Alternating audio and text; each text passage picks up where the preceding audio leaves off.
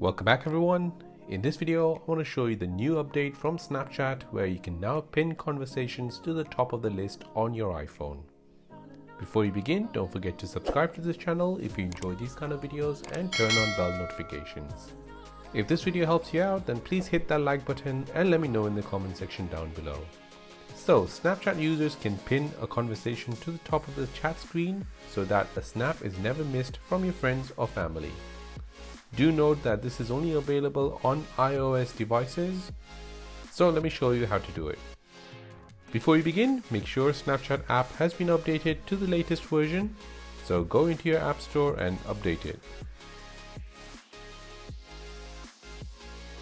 Now open your Snapchat app on your iPhone, tap on the conversation icon at the bottom left. Now find the conversation which you would like to pin. Long press on it. Now a menu should appear at the bottom. Tap on More. You should see a new option called Pin Conversation. Tap on it.